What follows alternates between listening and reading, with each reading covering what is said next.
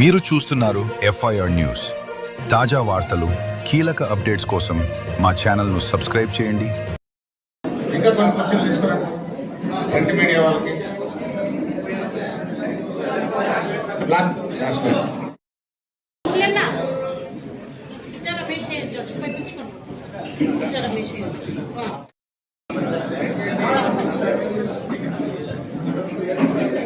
సోదరులందరూ రావాల్సిందిగా కోరుతా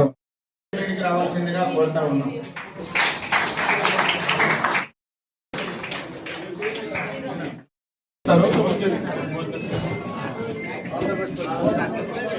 ఆల్ ద బెస్ట్ అమ్మా Malleswari. Once again claps.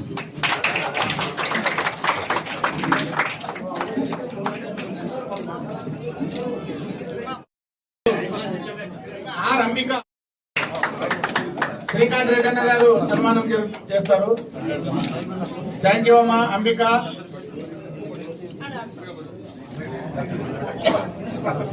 Municipal high school కే గౌతమి 577 మార్క్స్. కంగ్రాట్స్ అమ్మా గౌతమి. ధన్యవాదాలన్నా. ఇప్పుడు విద్యార్థుల తల్లిదండ్రులకు నా పాదాభివందనాలు తెలియజేసుకుంటూ ఈ కార్యక్రమానికి పిలిచిన వెంటనే వచ్చినటువంటి గౌరవనీయులు పెద్దలు ఉమాపతి నాయుడు అన్న గారికి, గౌరవనీయులు పెద్దలు భాస్కర్ రెడ్డి అన్న గారికి, అదేవిధంగా విట్టా రమేశయ్య గారికి, మరియు మధుసూదన్ శర్మ గారికి, గోపాల్ రెడ్డి అన్న గారికి, రంగస్వామి అన్న గారికి, మరియు రామకృష్ణ అన్న గారికి, బుద్ధారెడ్డి అన్న గారికి, శ్రీకాంత్ రెడ్డి అన్న గారికి, ఉమ్మి సలీం అన్న గారికి, మరియు నా తోటి అన్నలకు మరియు ప్రెస్కు, అదేవిధంగా గుడిసె కృష్ణమ్మ సేవా సమితి టీంకి అందరికీ నా హృదయపూర్వక నమస్కారాలు తెలియజేసుకుంటున్నాను. గుడిసె కృష్ణమ్మ సేవా సైన్యం అని చెప్పి ముందుగా మేము ఆ పేరుతోన గౌరవనీయులు పెద్దలు ముఖ్యమంత్రి వర్యులు స్వచ్ఛ భారత్ చేసిన రోజు మేము నామకరణం చేయడం జరిగింది. ఆ స్ఫూర్తితో దాదాపుగా 1 సంవత్సరం పైనే ప్రతి గ్రామంలోన గుడిసె కృష్ణమ్మ సేవా సైన్యంతో మేము స్వచ్ఛ భారత్ కార్యక్రమాలు ఎన్నో చేపట్టాం. తర్వాత కొంతమంది పెద్దలు సైన్యం అనే పదాన్ని వాడొద్దండి, దానిపైన సమితి అని వాడండి అని చెప్పడం వల్ల ఆ రోజు నుంచి గుడిసె కృష్ణమ్మ సేవా సమితి ఆధ్వర్యంలో అనేక స్వచ్ఛ భారత్ కార్యక్రమాలు చేస్తున్నాము. కానీ దాంతోనే ఆగిపోకుండా ఇంకా అన్ని వర్గాలలో మనం వెళ్ళాలి అనే లక్ష్యంతోన ఒకరోజు మా టీం సభ్యులందరూ కూర్చున్నప్పుడు, అక్క మనం కూడా ప్రోత్సహిస్తే బాగుంటుంది కదా విద్యార్థులకి, నారా లోకేష్ గారు సగర్వంగా అని చెప్పి పేపర్లోన ప్రకటించారని చెప్పి చెప్పడంతో మాకు కూడా ఈ ఆలోచన వచ్చింది. బట్ ఆలోచన వచ్చిన 1 మంత్ తర్వాత దీన్ని కార్యరూపం దాల్చడం జరిగింది. కాబట్టి ఈ ప్రజెంటేషన్ ఇవ్వడానికి, ఈ విద్యార్థులకి సన్మానం చేయడానికి ముఖ్య స్ఫూర్తి ప్రదాత గౌరవనీయులు మంత్రివర్యులు నారా లోకేష్ గారు అని చెప్పి ఈ సందర్భంగా నేను తెలియజేసుకుంటున్నాను. అన్నవాళ్ళు చెప్పినట్టు అందరూ చెప్పారు, నేను 1 మినిట్లో ముగిస్తాను. చాలా చక్కగా చెప్పారు. ఇక్కడ ఉండేవాళ్ళు ఆల్మోస్ట్ అందరం కూడా స్టేజ్ మీద ఉండేవాళ్ళం 99% గవర్నమెంట్ స్కూల్ చదివిన వాళ్ళమే. నేను కూడా గవర్నమెంట్ స్కూల్లో చదివాను. ఇంతే అమాయకంగా చాలా అసలు ఏం ఇదే అనేది కూడా, ఎందుకంటే ఇప్పుడు మీకైనా మధ్యాహ్న భోజనం ఉంది, చిక్కీలు ఇస్తారు, చాలాగా ఉన్నాయి. మాకు అట్లా ఏం లేదు. పొద్దున్న అమ్మ వంట చేస్తే క్యారర్ కట్టుకొని వెళ్ళడం, ఒక్కొక్కవేళ తొందరగా అదిగాక మాకు కోసిగి నుంచి కొల్మన్పేట 7 కిలోమీటర్లు బస్సులో వెళ్ళాలి. చాలా ఇబ్బందులు పడ్డాం. 5వ క్లాస్ వరకు మా ఊర్లో చదువుకున్నాము. తర్వాత 6వ క్లాస్ నుంచి 10th కోసిగి 7 కిలోమీటర్లు బస్సు వెళ్ళిపోతే నడుచుకుంటూ వెళ్ళాలి, లేదంటే ఆ రోజు ఆబ్సెంట్. కాబట్టి విద్యార్థులు, గవర్నమెంట్ విద్యార్థులు, ప్రైవేటు వాళ్ళకి చాలా ఫెసిలిటీస్ ఉంటాయి అనేది కాకుండా ఇప్పుడు చాలామంది చెప్పారు, గవర్నమెంట్ స్కూల్లో వెల్ ట్రైన్డ్ టీచర్స్ ఉంటారు, వాళ్ళు చాలా చక్కగా చెప్తారు. ఎందుకంటే వాళ్ళు ట్రైన్ అయ్యారు కాబట్టి ఏ విధంగా బోధించాలి, విద్యార్థులకు ఏ విధంగా బోధిస్తే ఆ పిల్లలు బాగా తీసుకుంటారనేది వాళ్ళకి తెలుసు కాబట్టి ఆ రకంగా మిమ్మల్ని మోటివేట్ చేస్తూ మిమ్మల్ని చదివిస్తూ, ఎందుకంటే ఒకప్పుడు 500 దాటాలంటే ఆషామాషిగా కాదు, అంత కష్టంగా ఉండేది. కానీ ఇప్పుడుండే పిల్లలు ఎంత స్మార్ట్ అంటే 100కి 100 తెచ్చుకున్న పిల్లలు చాలామంది ఉన్నారు. నిజంగా చాలా చాలా హ్యాపీగా అనిపిస్తుంది ఆ పిల్లల్ని చూస్తుంటే. గవర్నమెంట్ స్కూల్లో ఒక పక్క టీచర్స్ చెప్తున్న వింటూ ప్రైవేట్ స్కూల్కి ధీటుగా మీరు ఇన్ని మార్కులు సాధించారంటే ఆషామాషిగా కాదు. కానీ జాగ్రత్త, నా అనుభవం దీంట్లో ఒకటి చెప్తున్నా. మా స్కూల్లో ఒక అబ్బాయికి క్లాస్ ఫస్ట్ వచ్చింది, స్కూల్ ఫస్ట్ వచ్చాడనమాట. మాది 2 ఏ సెక్షన్ బి సెక్షన్.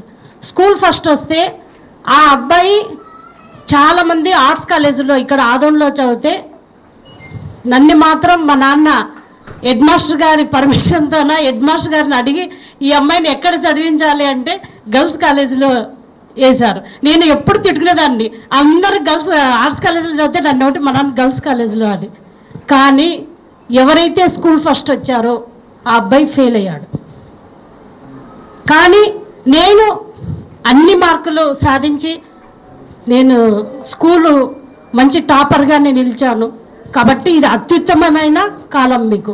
ఎందుకు చెప్తున్నామంటే మేము స్కూల్ ఫస్ట్ వచ్చాం, చదివితే ఏమి చదువుకోతే ఏమి అనేది కొంతమంది స్టూడెంట్స్కి ఉండొచ్చు. కానీ అలా వద్దు, ఇంకా కష్టపడాలి.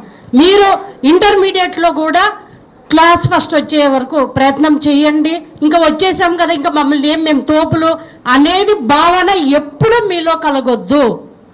ఎగ్జాంపుల్, నేను ఎప్పుడు అనుకుంటా, నేను ఒక్క సబ్జెక్ట్లో కూడా ఫెయిల్ కాకుండా పాస్ అయ్యాను. కానీ చాలామంది ఆర్ట్స్ కాలేజీలో చదివిన పిల్లలు అదో కోసిక నుంచి వచ్చిన వాళ్ళు 1, 2 సబ్జెక్టులు తప్పిపోయారు.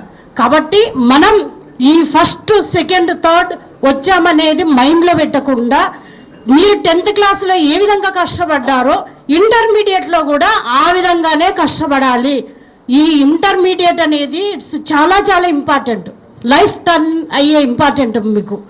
ఎందుకంటే 10th వరకు ఒక రకంగా ఉంటుంది, ఇంటర్మీడియట్ బోధించే విధానం డిఫరెంట్గా ఉంటుంది. కాబట్టి మీరందరూ కూడా చక్కగా చదువుకోండి. నేను చాలా మీటింగుల్లో కూడా చెప్తుంటా, అబ్బాయిల కంటే అమ్మాయిలకే ఎక్కువ ప్రిఫరెన్స్ కూడా నాది స్వార్థం అనుకోండి. ఎందుకంటే ఇంట్లో ఒక అమ్మాయి చదివినా ఆ అమ్మాయి వేరే ఇంటికి వెళ్ళి పెళ్ళై వెళ్తే ఆ అమ్మాయి చదివిన అమ్మాయి అయితే ఆ ఇల్లు మొత్తం వెలుగు నింపుతుంది, అబ్బాయి కంటే కూడా ఆ అమ్మాయి. కాబట్టి ఎక్కువగా ప్రిఫరెన్స్ అమ్మాయిల్ని. చాలామంది పల్లెటూరు వాళ్ళు ఏం చేస్తారంటే అబ్బాయిలు మాత్రం చదివిస్తారు, అమ్మాయికి పెళ్ళిడు వచ్చిందని చెప్పి పెళ్లి చేసి పంపిస్తారు. కానీ అది వద్దు. ఖచ్చితంగా మీరు అమ్మాయిని డిగ్రీ వరకు చదివించండి, తర్వాత మీరు పెళ్లి చేయండి. ఆ అమ్మాయి లైఫ్లో ఎంత ఇబ్బంది వచ్చినా కష్టం వచ్చినా తన కాళ్ళ మీద తను నిలబడేంత శక్తి, ధైర్యం ఆ అమ్మాయికి వస్తుంది. కాబట్టి ప్రతి ఒక్క తల్లిదండ్రులు కూడా ఇది గుర్తించుకొని అమ్మాయి నాకు భారం అవుతుంది, పల్లెటూరులో ఇబ్బంది అవుతుంది. ఇందాక పెద్దవాళ్ళు చెప్పినట్టు వలసలకు వెళ్ళినప్పుడు అమ్మాయిల్ని తమతో పాటు తీసుకెళ్ళడము, స్టాప్ చేపించడము, ఎందుకంటే వాళ్ళ భయం వాళ్ళకుంటుంది. కాబట్టి ఇవన్నీ ఏమీ లేకుండా దయచేసి అమ్మాయిలు కూడా మీకు మంచి అవకాశము, చక్కగా చదువుకోండి, మంచిగా బాగుండండి. అంటే మనం ఇంటర్మీడియట్ తర్వాత ఏ కోర్స్ చేయాలనేది ఇప్పుడు ఆన్లైన్లో చాలా వస్తున్నాయి, వాటన్నిటిని కూడా చూసుకోండి అని చెప్పి ఈ సందర్భంగా తెలియజేసుకుంటూ, నిజంగా చాలా సంతోషం. ఇది ఫస్ట్ ప్రోగ్రామ్ అయినా పిలిచిన వెంటనే అన్నవాళ్ళు వచ్చినందుకు అందరికీ కూడా నా పాదాభివందనాలు తెలియజేసుకుంటున్నాను.